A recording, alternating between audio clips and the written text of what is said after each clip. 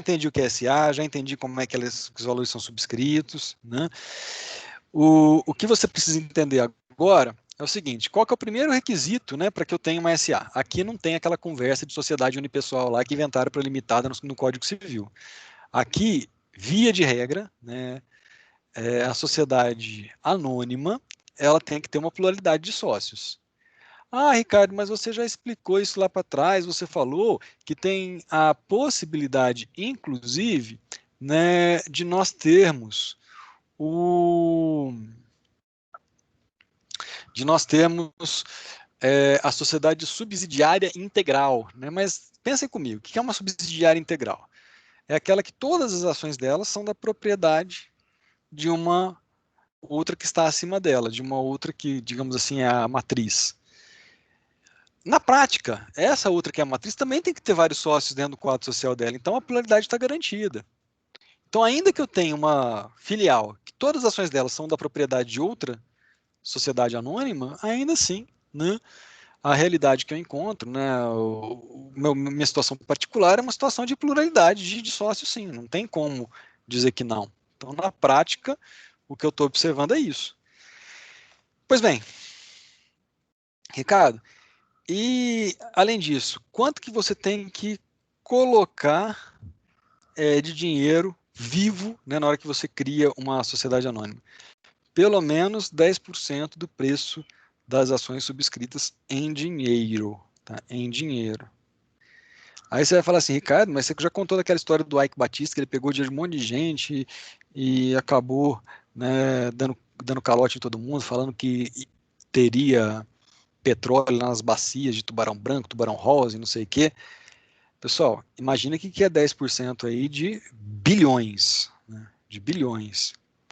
Então, na prática, né, essa realização mínima de 10% pode estar na casa dos milhões também, pode ser interessante. Só que por que o legislador colocou essa exigência, pessoal? Para que empreendimentos de grande vulto não sejam iniciados sem nenhuma liquidez, vamos dizer assim, né, sem nenhum tipo de garantia financeira. Então, para a SA existe essa exigência. O que eu quero é que você decore esses requisitos? Obviamente que não. Eu quero que você assimile-os e entenda que cada um deles tem uma razão de ser, tem um sentido, porque que se colocou lá. Né? Onde que você vai depositar isso? Numa instituição autorizada. Lembra que lá atrás eu falava de bancos de investimento, eu falava de sociedades corretoras, sociedades distribuidoras. Quem são esses mega empreendimentos? São aqueles que vão controlar toda essa grana e que precisam estar autorizados de forma específica na nossa legislação. Então, se não tiver, vamos dizer assim, uma previsão muito clara sobre essas instituições, sobre essas situações, não há que se falar, né, em uma sociedade anônima que esteja cumprindo com todas as determinações legais. Algum questionamento, alguma dúvida até aqui? Tranquilos? Professor, Pois não. eu gostaria de saber por que as sociedades limitadas elas não podem entrar nesse mercado. Por quê? É, Bom, porque o próprio desenho desse mercado, ele não foi feito para elas. Vamos lembrar que elas são sociedades o quê? Contratuais. Então, quando você adquire cotas, você não está comprando necessariamente, vamos dizer assim, um bem mais palpável, um pedaço necessariamente de uma sociedade. Você está comprando uma posição contratual, você lembra disso? Que eu até falei que lá você não faz compra e venda, você faz cessão, tá lembrada? lembro, sim, Então, entendi. então assim, ela já é desenhada para um outro tipo de relação. Mas eu vou explorar a sua pergunta, né? A coisa que ela é tão interessante, SA é um negócio que tem autor que fala assim, que tudo no Brasil tinha que ser SA, né? Que até uma jantinha ali, né, o boteco da jantinha tinha que ser SA. Por quê? Porque ela tem uma estrutura regulatória e ela dá oportunidade para que pessoas possam investir no seu negócio muito maior, né, do que as limitadas. Mas aí quando você me pergunta, cara, né, por que ela não pode entrar nesse mercado? Já tem autor defendendo que ela deveria entrar nesse mercado. Vou te dar um exemplo. Tem um tipo de título, né, de papel, que só as SAs podem emitir, chamado debenture. O que significa debenture? Eu falei várias vezes essa expressão aqui, eu já vou adiantar a explicação dela, mais para frente eu vou mais para frente eu vou conceituar, colocar, explicar como é que funcionam as debêntures, mas debênture é um papel que simboliza um empréstimo, simples assim. Então,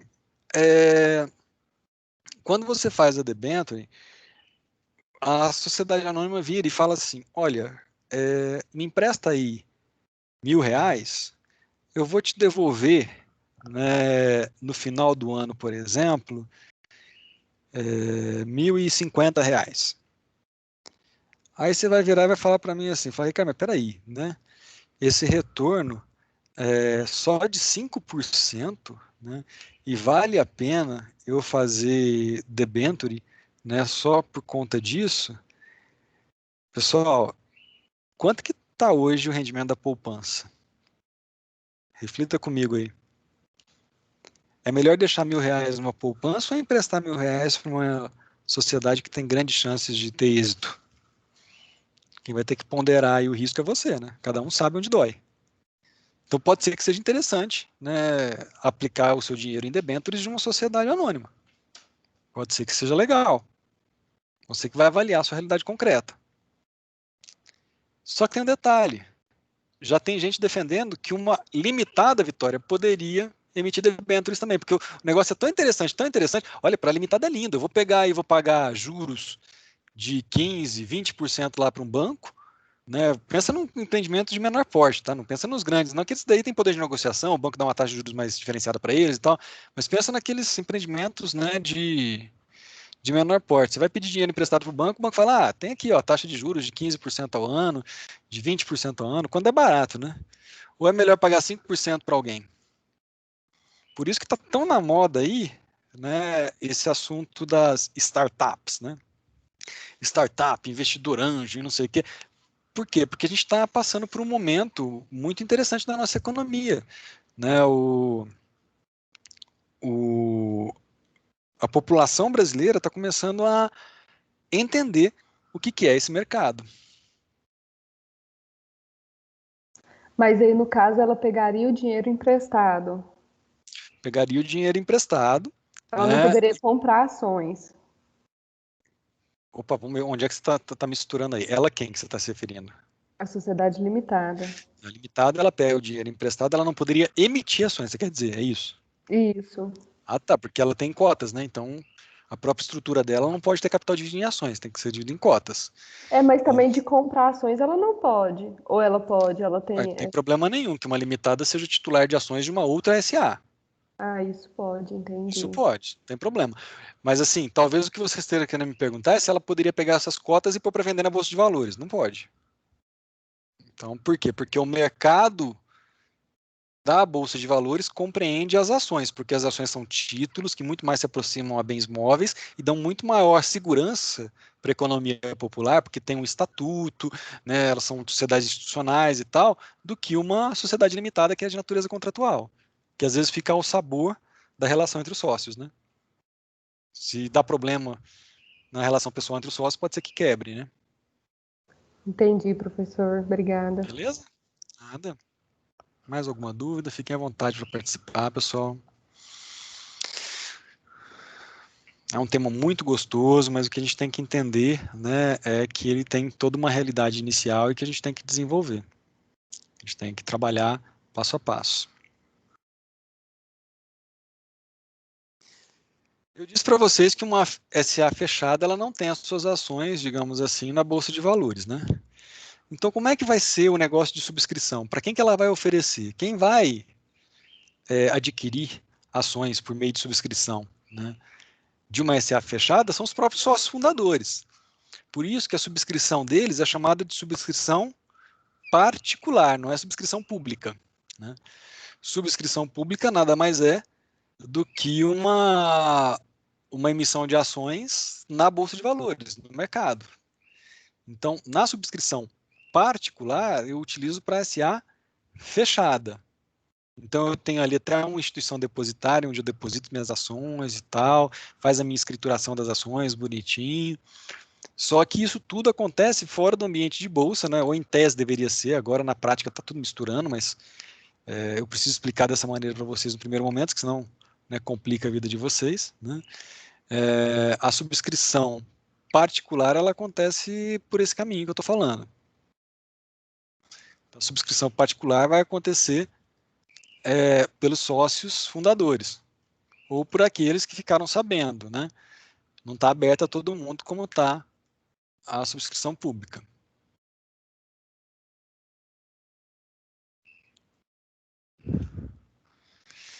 Então, deixa eu ver se eu acho aqui. Não lembro se eu tinha esquema sobre isso. Tem um capítulo da minha tese que eu narro exatamente o que acontece na subscrição particular. Deixa eu ver se... Aqui. Tem que mudar agora o slide que eu estou projetando aqui, só um minutinho.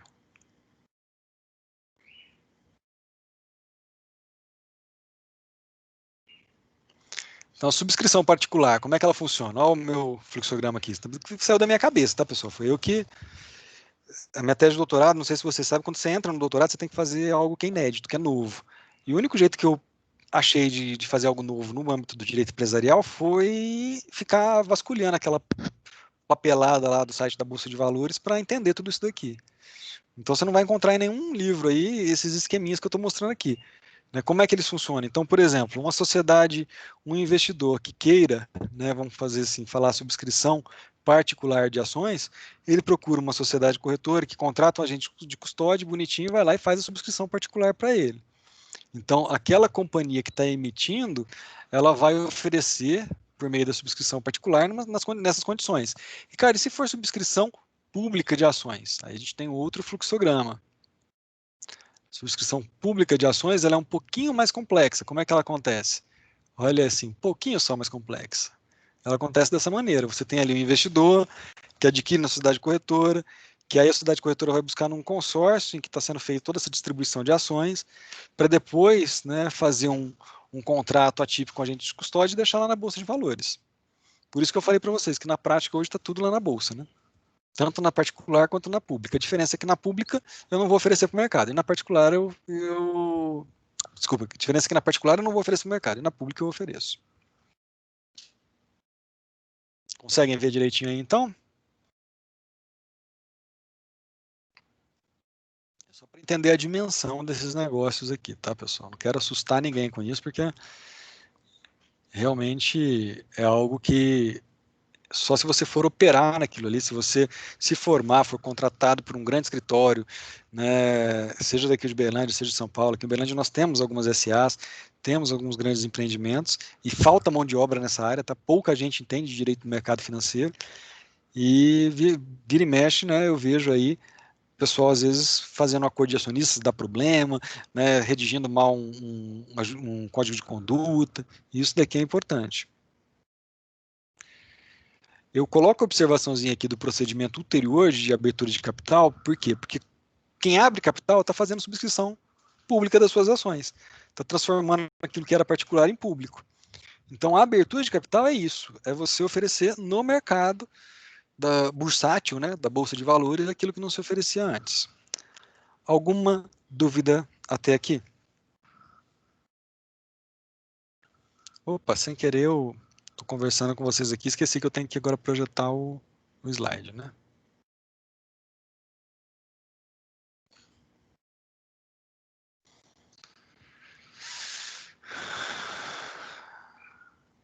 Tranquilo, pessoal? Então, bora lá para nós. Deixa eu ver aqui. Beleza? Tocar em frente, então. Fico preocupado quando vocês não perguntam, porque eu não sei se é porque estão entendendo tudo ou porque não estão entendendo nada, né? Então, assim, esse é um risco. A Gabriela não está querendo assumir o posto do pai aqui, começar a me perguntar, né? O bom é a participação.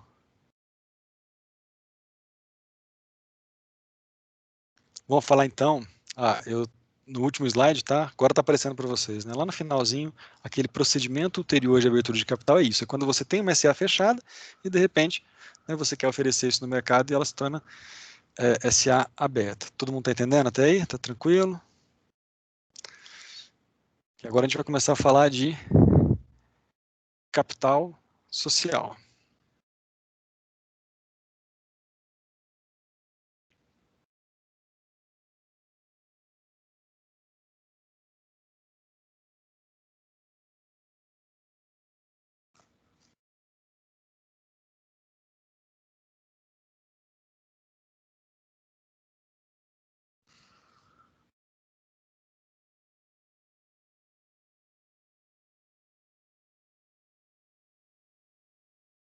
Tá compartilhando aí para vocês ou não? Tá, né? Estão conseguindo ver direitinho os slides? Tá, tudo certo. Tranquilo. O slide está projetando a do capital social? Direitinho? Não, professor, está no Constituição da Companhia. Então vamos voltar aqui. Capital social agora, né? Ou não? Noção, montante e tal. Agora tá. Agora sim. Fechou. Então vamos lá. O que é o capital social? Aqui eu vou repetir aquilo que eu já expliquei quando eu falei para vocês de limitada. O capital social tem duas funções, né? A primeira função do capital social é controlar, vamos dizer assim, internamente, distribuir o controle, o poder de controle dentro da companhia. Externamente é servir de garantia para os credores. Então, eu já mencionei para vocês essas funções interna e externa do capital social, né? Ao trabalhar com essas noções, nós temos algumas particularidades. Então, a fixação em moeda nacional no estatuto da companhia, não adianta querer colocar no estatuto lá em dólar e tal, porque isso vai flutuar, e aqui eu preciso de um princípio da intangibilidade, eu menciono ele um pouquinho depois aí, mas é no sentido de que não muda o capital social, o que muda é o patrimônio.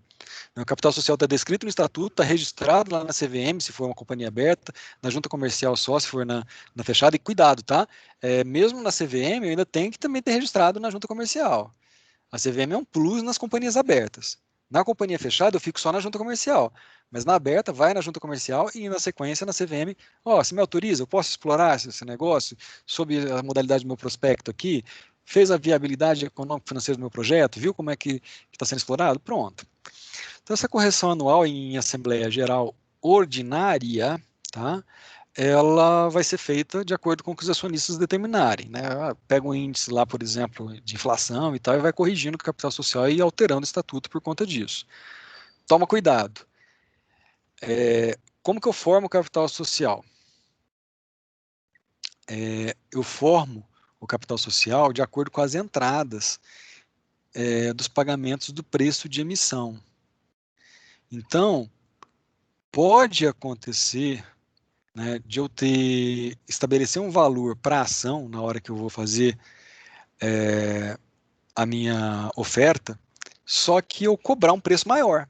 Isso é possível. Por quê? Porque eu posso muito bem falar, essa ação vale R$ 25, mas você vai me pagar 30. Por que você vai me pagar R$ 5 a mais? Porque eu vou pegar esses R$ 5 e vou colocar nas reservas. Então, o capital social ele não é necessariamente a soma do valor nominal das ações, mas sim, né, o que eu vou analisar na prática é exatamente todo aquele montante que foi destinado para o capital social e não, né, o que você recolheu. Então, às vezes, ele não corresponde, até porque posso ter ações sem valor nominal. Então, na prática, eu vou ter que analisar o que foi determinado no estatuto. Não adianta eu olhar o valor que está ali atribuído à ação no estatuto. Não adianta eu querer somar aquilo ali.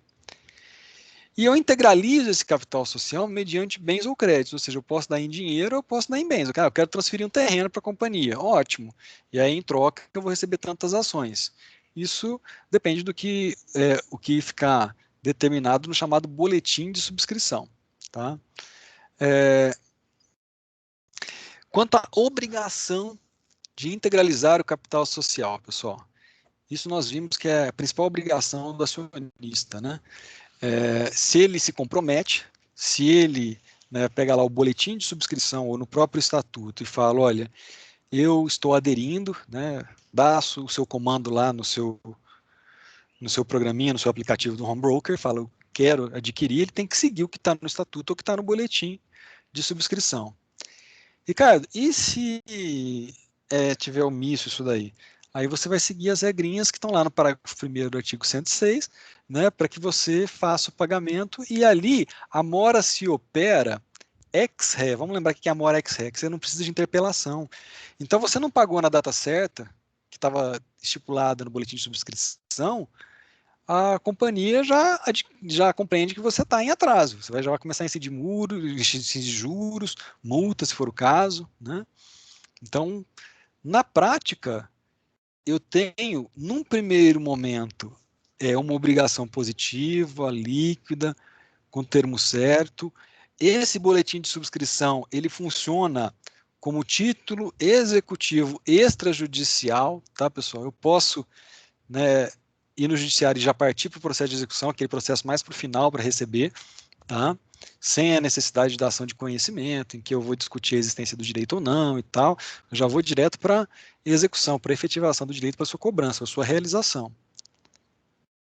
E num outro momento, se aquela pessoa continuar inadimplente, não pagar, o próprio artigo 107 me dá condições de tomar aquela ação de volta ou de cobrar o restante que está faltando, né? E se nada do que eu fizer no artigo 107, que são medidas de autotutela, né, de reaver compulsoriamente aqueles valores que foram comprometidos, mas não foram pagos, né, eu posso declarar aquelas ações caducas, caídas em comício, né, e fazer um leilão lá na Bolsa de Valores e ver se alguém pega. Se ninguém pegar, a minha última alternativa é o quê? É reduzir o capital social. É falar assim, olha, ninguém quis essas ações, então quem já está nesse barco continua, quem poderia entrar não quis entrar, e eu tomo como última alternativa, né, essa hipótese de reduzir o capital social. Alguém imagina por que fica como última alternativa, né, que seria, vamos dizer assim, a última ratio lá do direito penal, né? Por que seria a última alternativa esse negócio de você reaver esse valor? De reduzir o capital social? Desculpa. Vamos lá, pessoal. Perguntinha para fechar a aula. Nós já estamos no final, praticamente, dessa primeira metade de SA.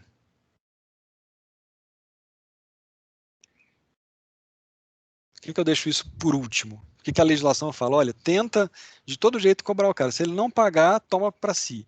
A ação vai ficar em tesouraria um tempo, mas se não, assim, não tiver jeito, aí a gente vai ter que acabar tendo que reduzir. Faz de tudo para tentar receber. Faz de tudo para tentar vender, por exemplo, na Bolsa de Valores. Se não conseguiu, reduz o capital. Me ajuda? Vamos lá. Professor, Pois não, Matheus. eu acho que seria porque perde garantia, né? Com a redução do capital social. Exatamente, exatamente. Garantia para quem? Garantia para os credores, né? Então, Credores, né? exatamente, os credores, se eles fixaram negócios com a sociedade que está ali integralizando seu capital pouco a pouco, e de repente se descobre que não é mais aquele valor que estava descrito, né, no estatuto, isso reduz a garantia dos credores. Então, para proteger interesses de terceiros, é que eu coloco como última alternativa essa redução do capital social. Pessoal, até aqui nós caminhamos até capital social. Daqui para frente, qual é o assunto? Daqui para frente, o assunto vai ser valores mobiliários. Eu vou começar com ação, vou falar de debentures, vou falar de órgãos societários. Então, na nossa próxima aula, né, do sábado que vem, a gente explora, né, esses outros detalhes. Por hoje, né, ficamos por aqui. Já conseguimos aí quase 1h40 de aula, né, foi bem produtivo. E qualquer dúvida que tiverem, podem me mandar. Os próximos trabalhos, acho que se eu não me engano, ainda não fiz trabalho sobre SA, eu devo fazer, e depois um último trabalho sobre propriedade industrial. Tranquilos? Professor, Pois não. eu queria só fazer uma última pergunta, porque Pode eu não fazer. entendi as duas funções do capital social que você falou no início desse slide. Qual que é a primeira função do capital social, Vitória?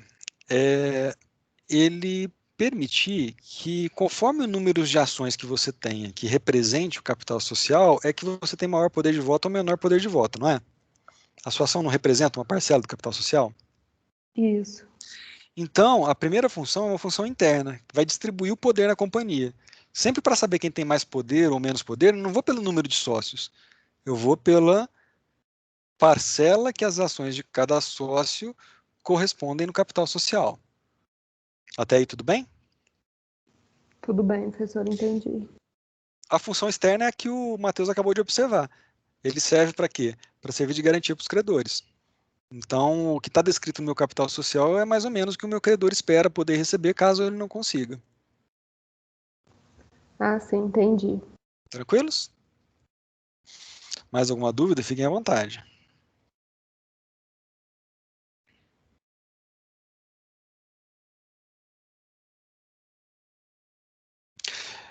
Beleza, então, pessoal. Vou encerrar a gravação aqui. Muito obrigado pela atenção de todos.